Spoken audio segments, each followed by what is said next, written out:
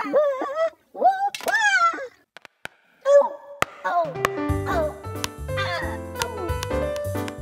now, it's time for another Dice Tower review with Ryan Metzler.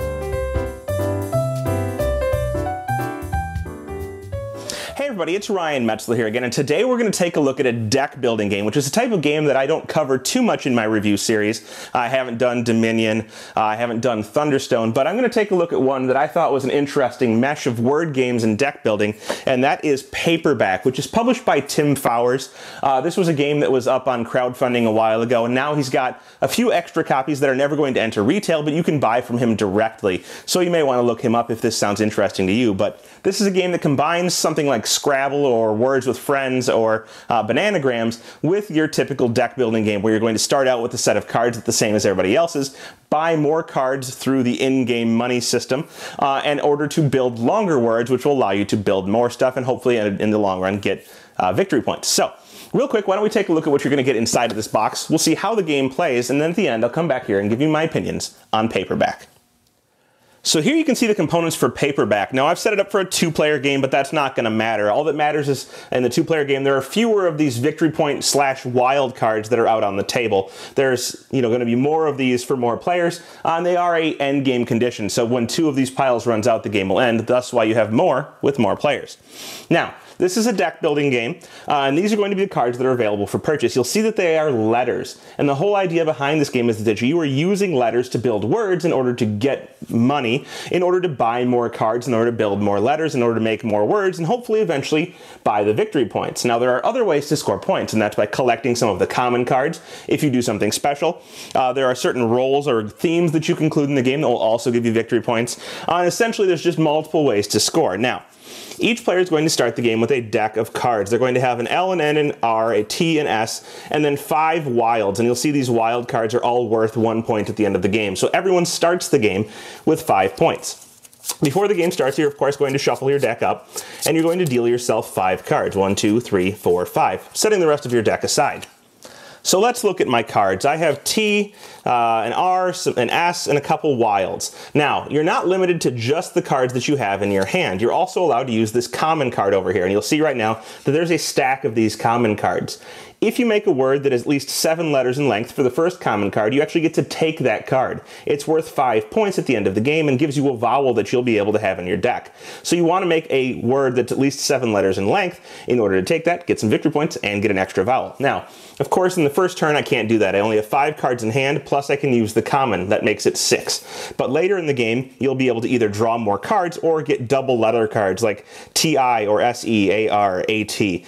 So as you buy these, they'll get added to your deck, and you'll be able to make words of longer lengths. So let's go ahead and say that I make the word treats. T-R-E-A-T-S,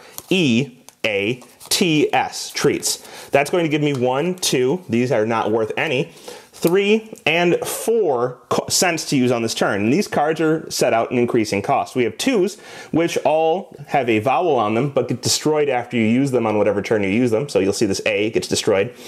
And then going up 3, 4, 5, 6, 7, and 8 cent cost cards. And there's always 2 of each one available, except for the 2 costs. You only get 1 choice there. So, if I have 4, I could buy any of the cards from here over. And I'd say decide to buy SE, adding it to my discard pile, and of course setting them all to the side, at which point I would then draw up a new hand of 5 cards and continue the game. Now, as I said, you want to try and get up to 7 letters, so buying some of those double letter cards or buying cards that are going to let you draw more cards will be good. You'll see that some of these cards as they come out will have special abilities. For example, this R right here says that for each card left in hand, you get +1 card in the next hand, so making a shorter word may be to your benefit so that you can draw more cards later. Or the M here just says that you get +1 card next hand. Now, you only get this if you use these letters in your word, so you must use them in your word in order to get the benefit. The ones up from there say if you trash a card from your hand, you can get +3 cents for your next buy. So if you want to, get up from a 4 to a 7, you can trash a card from your hand and buy the W. Or you have the H here that says after scoring, put 1 used card back on your deck. So you can use a card that put a card that you used from your hand back on top of your deck to use it again on the next turn. So you'll see you're going to want to try and make longer words, better words that score you more points, and let you have more money in order to, of course, buy more stuff, in order to buy things that give you points at the end. Some of these cards generate more money for you to use on your turn. You'll see, for example, the ones that cost 7 and 9 cents here, or 8 down here, are going to give you 5 or 4 money to use for buying, whereas these ones down here will give you 2 or 3, 1 or 2. Some of the even lower cost ones actually give you 3, the double letter ones, because they're a little harder to use in a word at times. So as I said, make long words, sometimes get the bonus letter if you make a long enough word. Buy some of the victory points, add them to your deck until one of two things happens. Either you'll buy one of these cards, you'll see it goes down to now you have to make an 8-letter word, and that you'll get the I. And then you'll have to make a 9-letter word to get the E, and a 10-letter word to get the O. If somebody makes that 10-letter word, collects the O, the game will end, and that'll be done. Otherwise, the game's going to end when 2 of these different victory point piles are gone. They're called wild cards because when you add them to your deck, they do serve as a wild, but they won't give you any money towards buying new cards. So you'll see there are 5, 8, 11, and 17 cent cost cards here that give you 4, 7, 10, and 15 victory points. When 2 of these piles are gone, the game will end in that condition. Once that happens, you're going to count through your deck, either if it ends because of the common cards being gone or the wild cards being empty in 2 piles. You're going to go through your deck and see who has the most victory points, and of course that player will be the winner. But there are several different variants you can add to the game to make it more interesting and have different point scoring options. One is there are themes, and you can choose one of these at the start of the game. For example, this one is Pirates. And when you choose one of these, if you make one of the words that's on the card, you take this card and put it in front of you. So if someone can spell captain, or barnacle, or treasure, or skeleton, they'll take this card and set it in front of them, and it's worth 5 points at the end of the game. However, if somebody else makes one of these words after them, they're going to take the card for themselves, put it in front of them, and they'll score the points. So it's a constant fight over who gets one of these cards. And you'll see there's paranormal, crime, western, sci-fi, and dystopia, all different book genres. There's also awards that you can get that you can set out at the start of the game to see if somebody can get these, and they'll get 5 victory points if they satisfy this better than everyone else. For example, this one is the Muse. At the end of the game, the player with the most cards in their deck gains this card. Or you have the Editor. At the end of the game, the player with the fewest wilds in their deck gains this card. So there's different goals you can set forth in order to get by the end of the game in order to score some extra victory points. There are powers that you can use in the game. Each player will get one at the start of the game, and they modify how you play. They give you an ability you can use. For example, once per turn, if your word has no wilds, you gain 1 extra cent. Or once per turn, if your word has 3 or more wilds, you gain an extra cent. So there are different types of abilities you can have out there. There's cubes that can be used as bounty markers. For example, if you buy the NG and you don't buy the AR gets a bounty marker, which essentially is going to be money that you can use later to buy something for cheaper, generating more money for you to use over the period of turns. These cubes are also used for the single player variant in the game, where you set up all of these different cards down here, the fame cards, which are the wild cards and the ones worth victory points. You set them up in a pyramid, and each turn that you don't buy one of them, you put a cube on it. And as soon as a cube gets 5 of these markers, you lose the game. Finally, there are a couple extra of these common cards that kind of change how the game plays. And these I'm not particularly fond of, but that's okay. They're an option.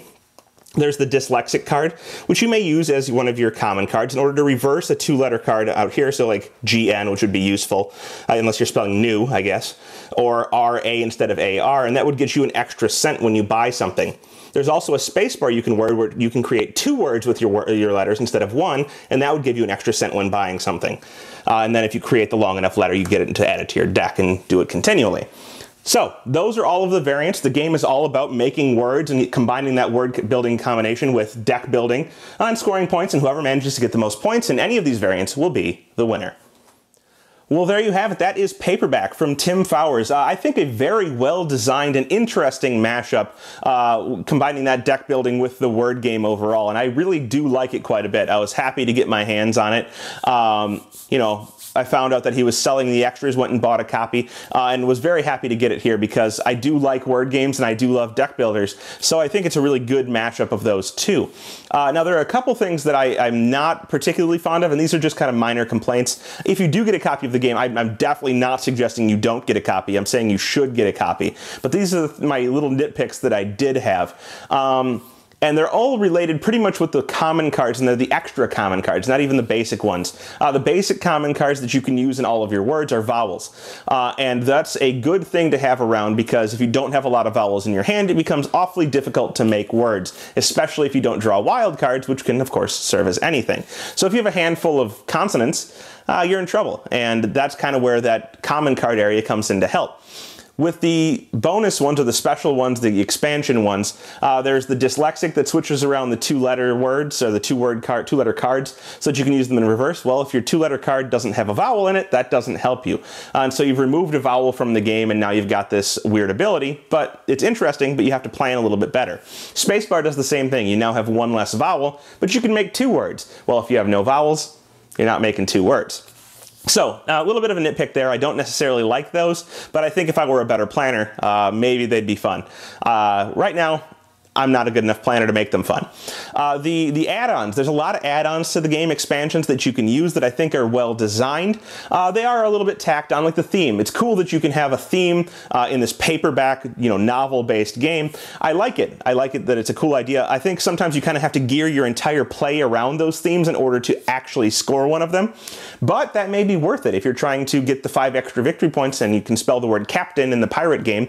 5 extra victory points may be focusing your entire game, focusing your entire game around just to do that. So that's definitely an option. The included solo, I can't say that I play. I'm not really a solo gamer or a cooperative gamer. So, that's not something that I can really attest to. I'm not going to pretend that I played it, but it's there, it's available, and I hopefully gave you the information on that in the video. And I think everything together gives it a lot of replayability. The fact that you have to outsmart your opponent in spelling and in buying the appropriate cards works well together. This is definitely a game I would suggest you check out. That is Paperback from Tim Fowers.